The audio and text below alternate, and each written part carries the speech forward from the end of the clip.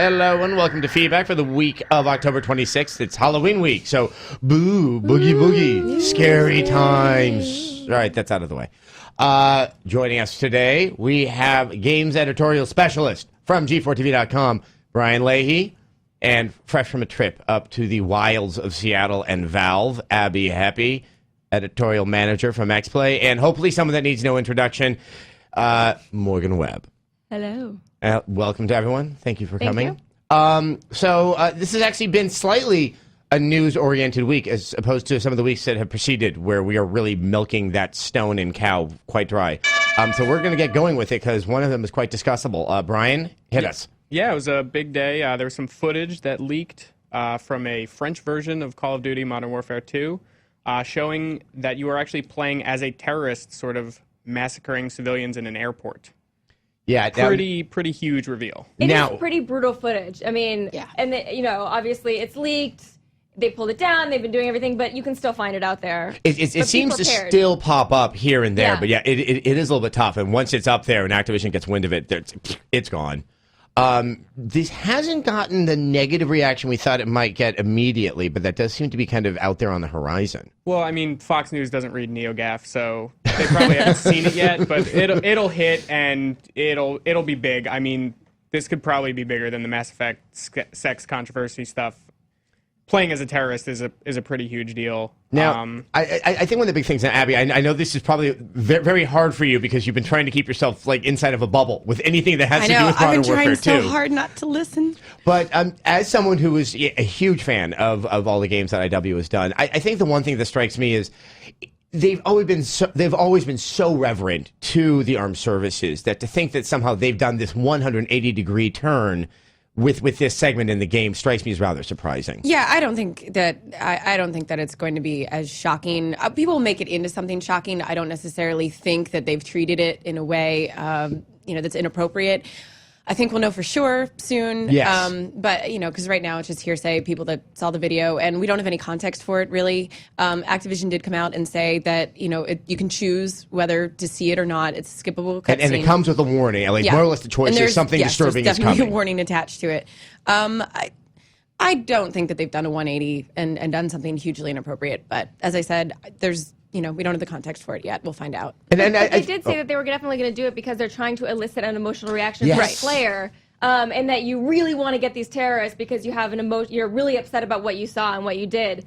Right, and you had they're trying to get an emotional reaction from you, so they are trying to use something that's in the news and people are afraid of to elicit emotional reactions. So whether are they doing it for the right reasons, the wrong reasons? I mean, because they did that in the first game too. When all of a sudden you're there and the bomb goes off and you die. And sorry if there's spoilers, but the game came out a while ago. 2 years, kiddos. By now, and you die. It was one of the first moments in a game where I was like, oh my god. And it kind of just gave you that impetus to get through the rest of it, and that emotional point where you wanted to go and kill everybody responsible for it. And I can see them finding a new tack to take with this one. You can't use the same trick twice, really. We've seen it. I'm going to wait. I'm going to play the game. I'm not skipping any cutscenes, and we'll see how they manage to integrate it. I think what this addresses is this problem that comes up when games try to move out of the sheer fun zone of, hey, it's fun to kill terrorists, fun to kill aliens, and try to do something that does attempt to elicit another response.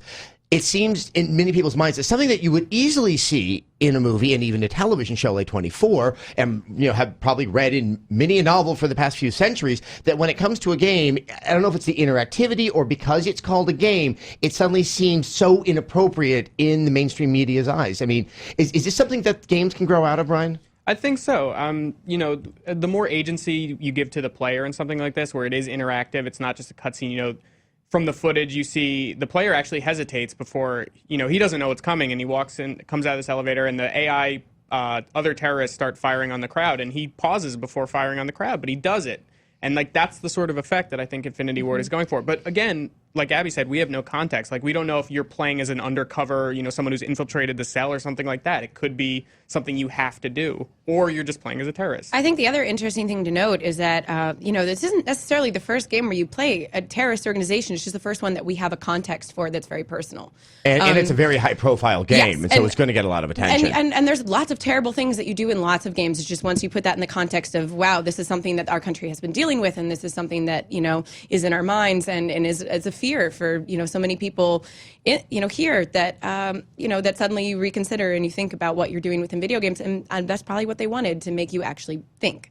But I think it's really unfortunate that people still think video games are for children, and so when Fox News inevitably is going to get a hold of this and inevitably call up somebody and say, like, but children are going to be affected. I mean, it is a frustrating reality, but I think as more gamers start working at Fox News and start working at CNN and start entering sort of this public forum, then that problem is going to taper off. But it's going to be a problem for a little while. But I mean, I was always astonished that last year when GTA 4 came out, I was expecting something at least commensurate with when GTA 3 came out. Maybe not as bad as when Hot Coffee was revealed, but that really didn't seem to have as much of a blip on the radar as we'd once thought. In fact, I think Mass Effect's bogus sex scene was actually a bigger deal. But this one seems to be rubbing people kind of in a more raw way, at least on the gaming sites. People have already gotten very, very indignant.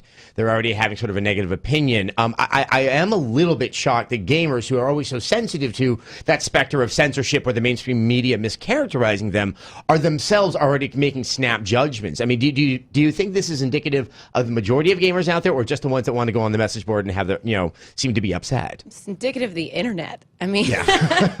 You put anything out there that has any sort of controversy, and everybody has an opinion. It wants to share it on their blog, Twitter, just forums, anywhere that they, can have an opinion about it. It's rampant right now. It's horrifying.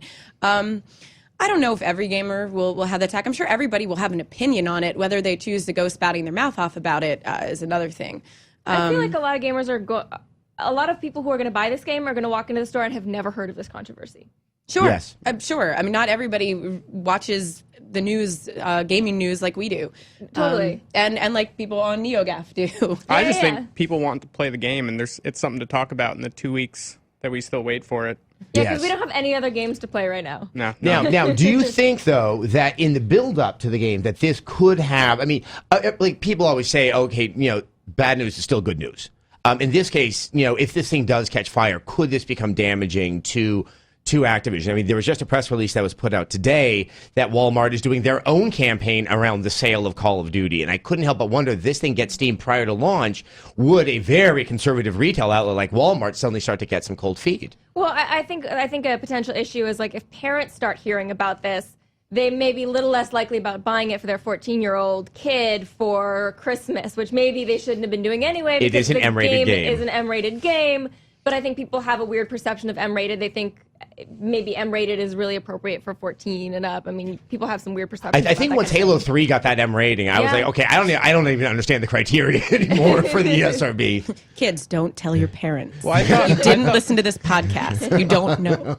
I thought parents only cared about when sex was in games and violence was all good in this country, so maybe. Yeah, well, obviously time will tell. It's violence with that tack to it, no, though. I mean, sex, I think, will still always trump everything, but... We are America. We make fun of the British about it, but really, it's more puritanical here. Yeah, my last prediction on this is I bet this thing gets its real steam during the Thanksgiving weekend when news is slow and this game has been in stores for a week and a half. With that, let's move on to our second story. Not as controversial. Well, maybe, but unless you're, a rampant PS3 fanboy, it's pretty huge. Yes, then a wind is controversial. Yeah.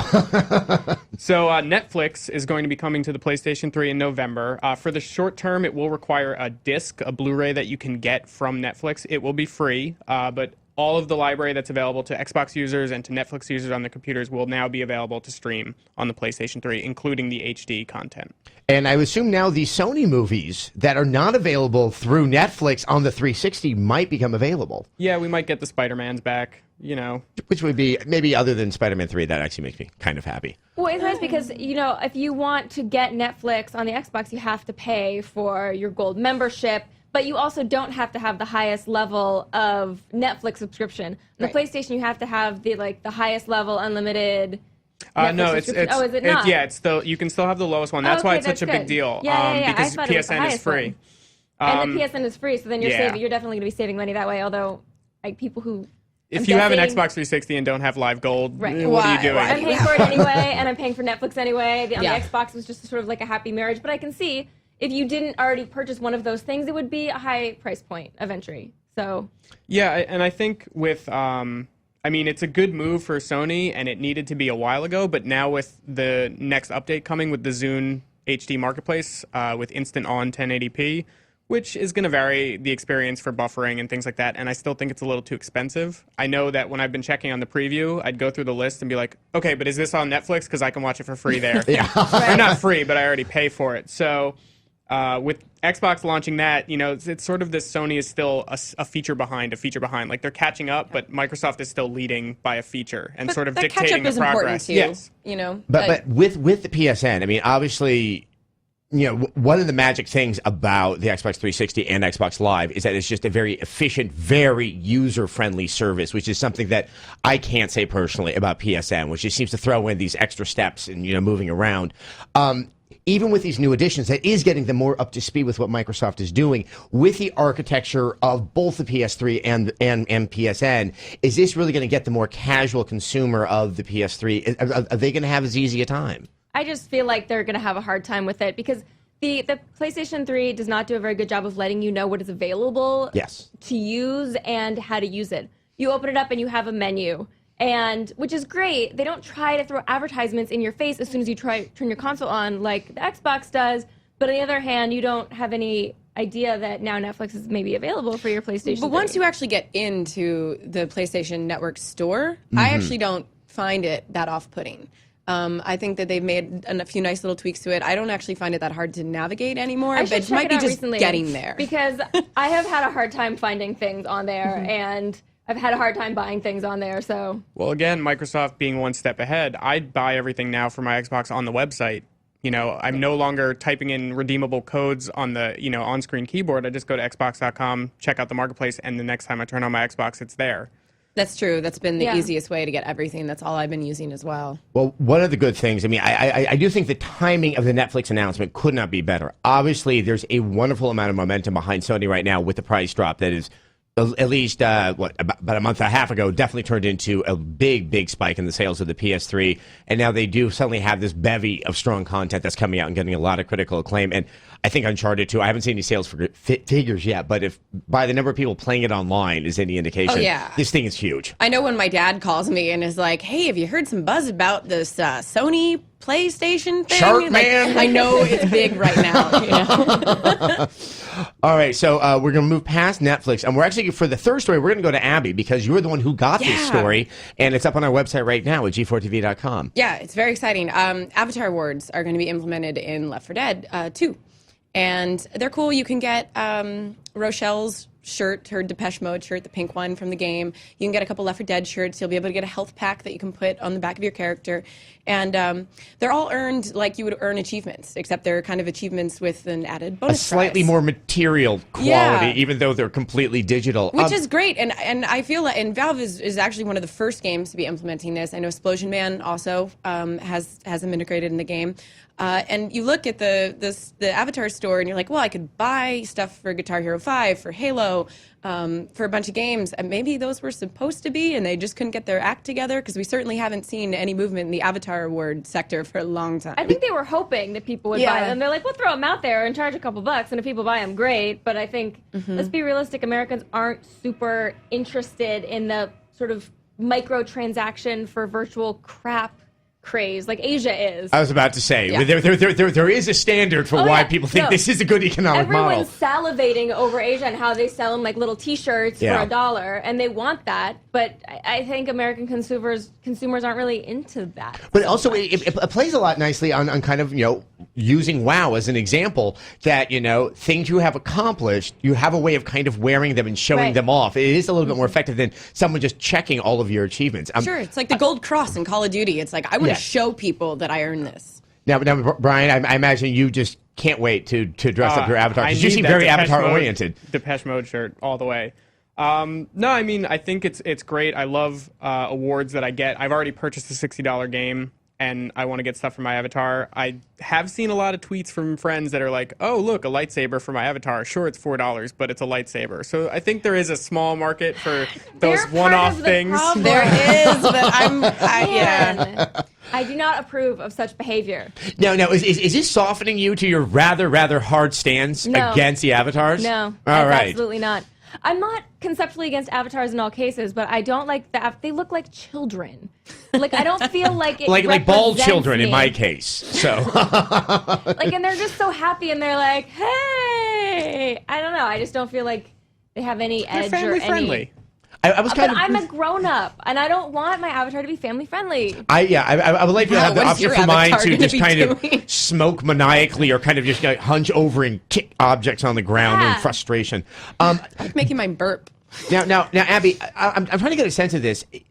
Did this also kind of break the news that there are these achievements that can be worn on your avatar? I mean, it's something that we kind of thought was possible. Well, no, they've actually with NXE, they actually did. It says Avatar Awards. You scroll over one more and it says Avatar Awards, and for God, how many months now? It's just there's been nothing there, and really no news or hints. And Microsoft hasn't talked that much about it. They keep saying, "Oh yeah, it's coming and it's possible," but now is the first time this fall that we're actually starting to see games integrate it, which I actually think it's pretty cool because avatars are here to stay, whether you like them or not. I don't. And I would and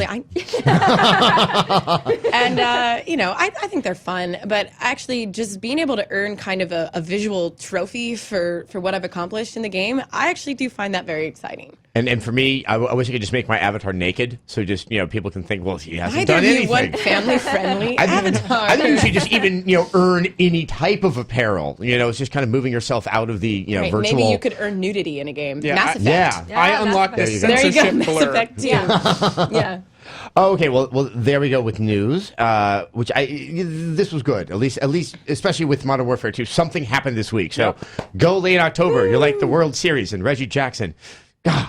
Now let's talk about our game of the week, which Brian, you actually did review, which is Borderlands. Borderlands. Just for some people, I think this game is actually far more popular than I had originally thought it might be due to 2K's, it seemed initially a rather anemic marketing campaign that seems to be ramping up. But what is kind of the simple synopsis of Borderlands? Well, I mean, if you haven't been following it, it's Diablo with guns is the easiest way to describe it. It's randomized loot. You'll pick up guns that have random stat bonuses and effects, but the aiming is very FPS heavy. So you're actually shooting, you're aiming, you're going for headshots. It's not like Fallout 3 where it's VATS and you're doing dice rolls behind the scenes. This is a shooter first and RPG second.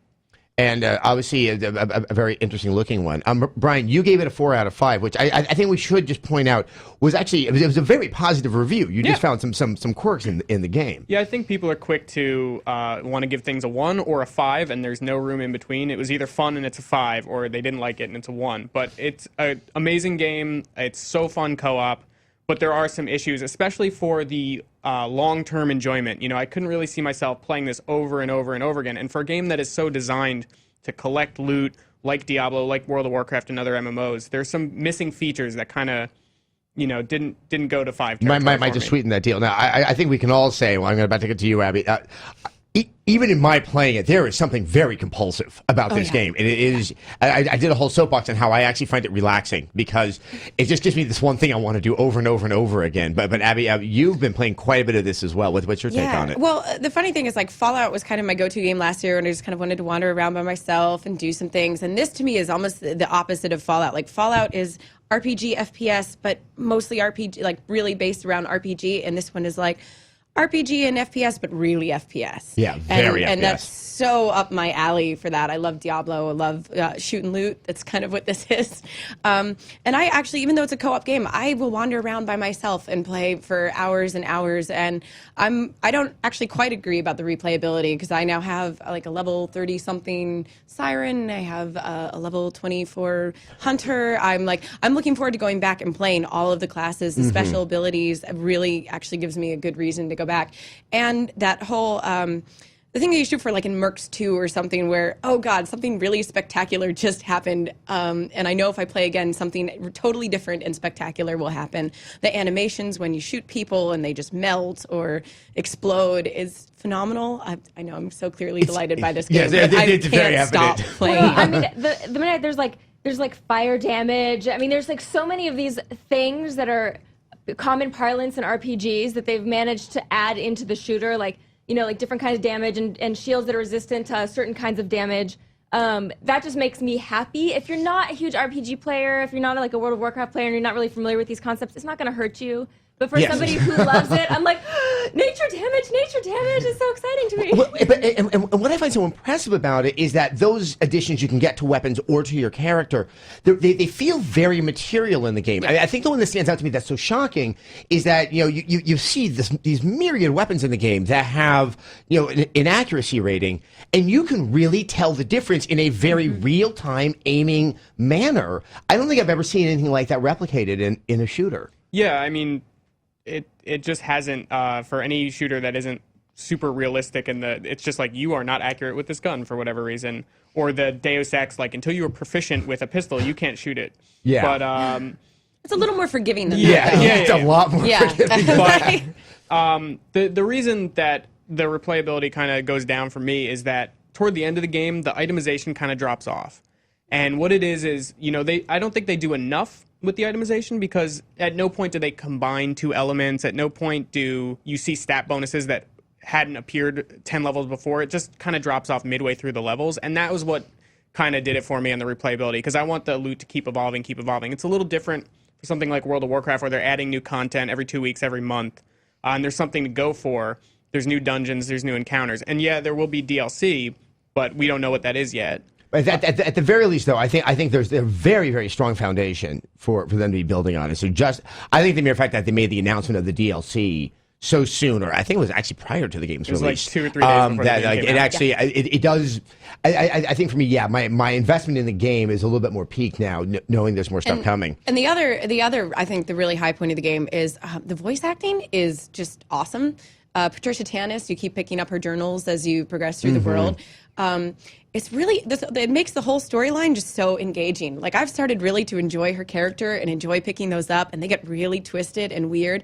And I don't think off the bat, before I'd actually really seen the game, I expected the world to be as engaging as it is. I'm like, Badlands, deserty stuff. And they've done just really fun, weird things to make it like there's kind of like a Mad Max Thunderdome, and like, it's pretty awesome.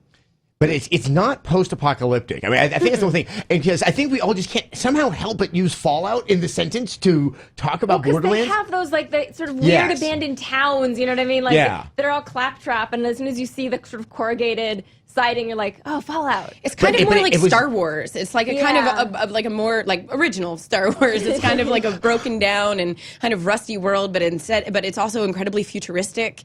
It was never nice, as Fallout implies. Obviously, once was with Washington D.C. It was just kind of barren. They built up some crap, and they're like, that's good enough. Okay, there we go. I think the Fallout more refers to the kind of, as I said, it's the opposite of Fallout to me. Right. So. I do want to talk about the art style, because this did become, I wouldn't say a huge piece of controversy, but this is one of those things that, coupled with all the furor surrounding Diablo 3 and many games that go to a more stylized look, I love it. I think it works best in, I guess, cel-shaded. I hate using that term, but it seems to be one of the most effective uses of it.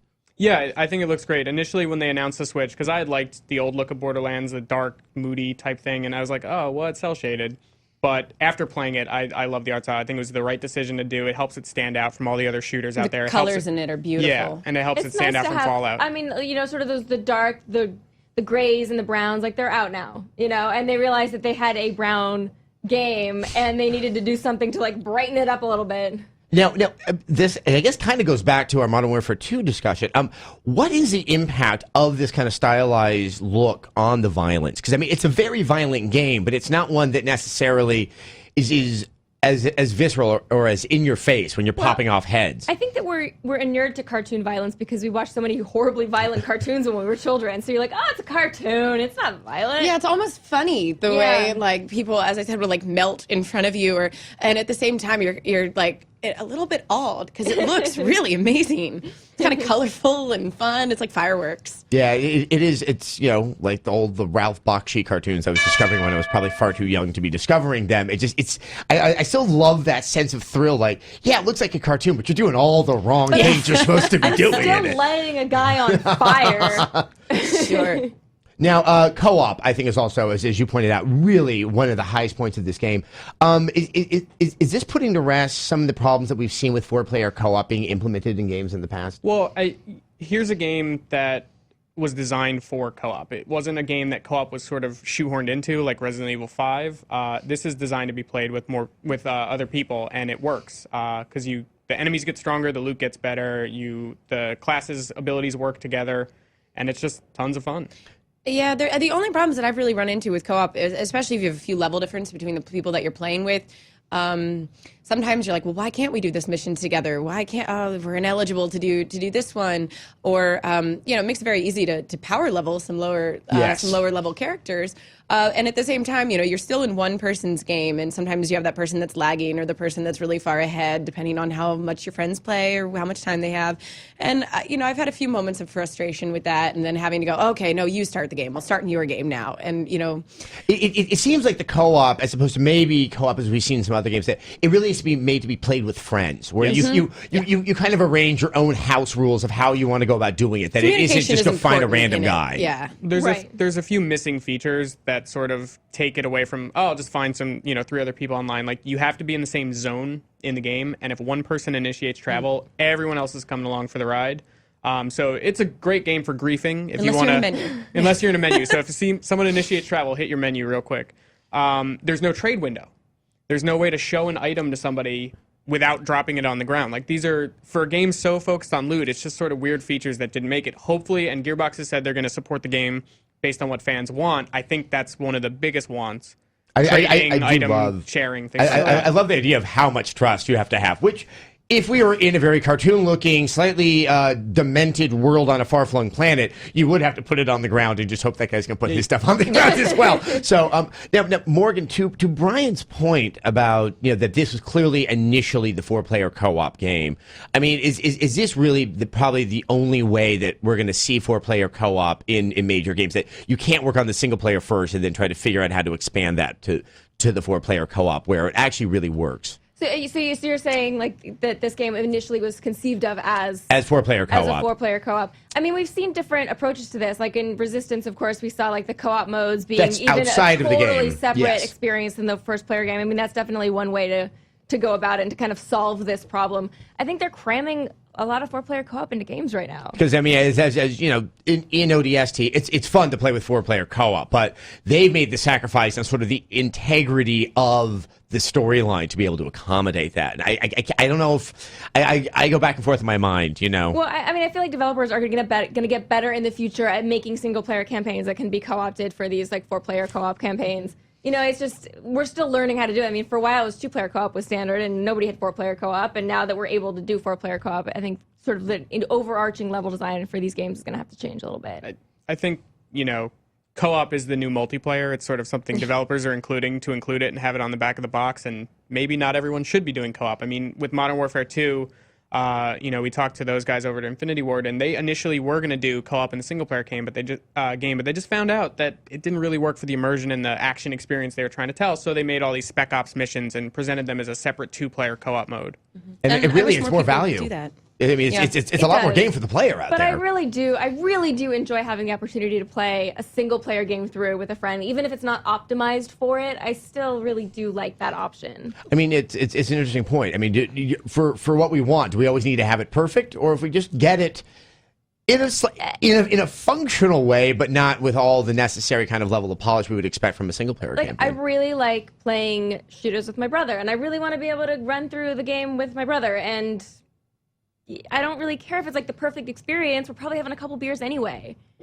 Very good point. Very, very, very good point. Me too. I'm not concerned about that enemy was a little too easy to kill. You're like, yeah, whatever. Yeah, I mean, it really depends on the game for me. I mean, you brought up Resident Evil 5. For me, those games are very much single-player experiences for me. I think anything that really goes into the realm of horror and scary stuff, like if Fear had 4-player co-op, why would you care? It's like, well, why am I scared? I got 3 of my buddies in the room with me. I think it's choosing the kind of game that you add co-op to. And for Borderlands, it's perfect. All right. Well, with that, I think we can all say the Borderlands experience, yes, dibble, dabble, play with your friends, go be merry.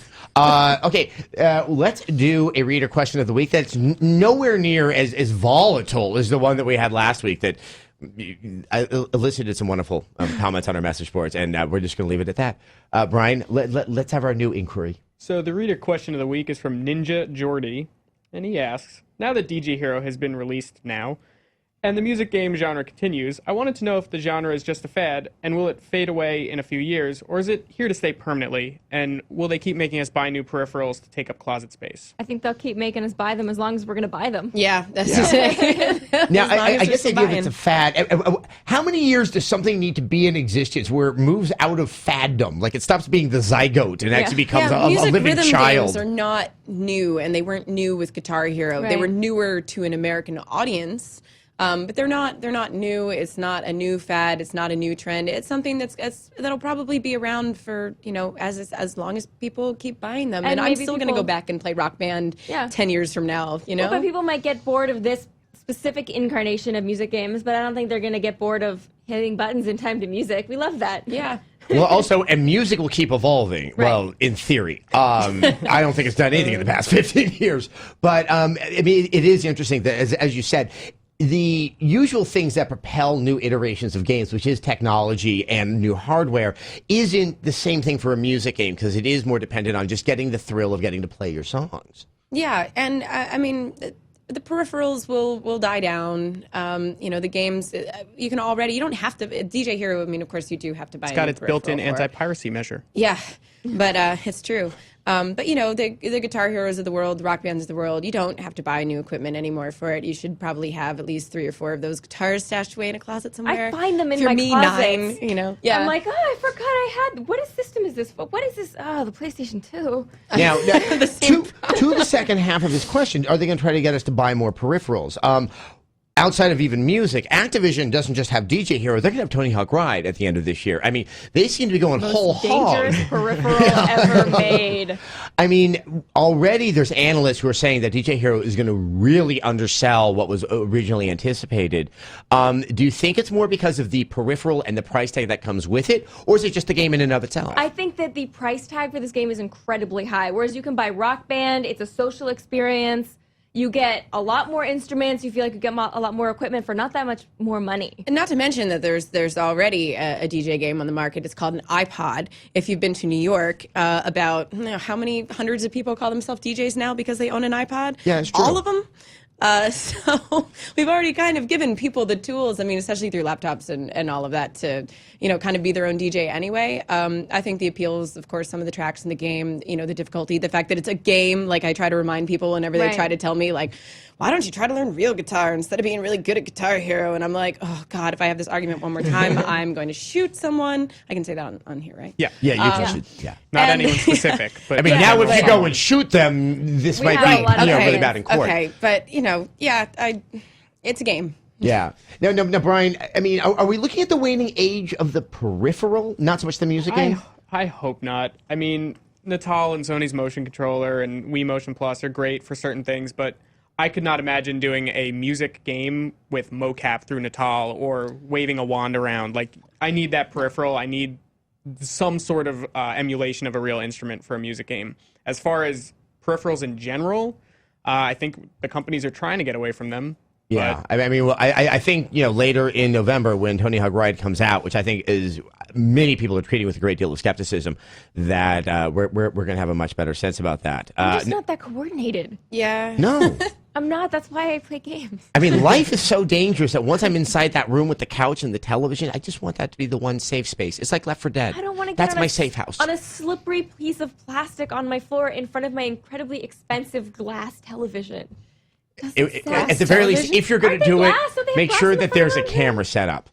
All right, guys. Well, I think we're going to wrap up this week's feedback. Once again, thank you very much, you guys, for being on board. Brian Leahy, Abby Heppy, and Morgan Webb. We will be back next week chatting about things that have yet to happen, things that we already know we're going to be chatting about, but want to maintain as a surprise. And look, maybe I'll lose my voice for it and make it all exciting and kind of, Clint Eastwoody. Anyway, thank you. Good night. Go do something.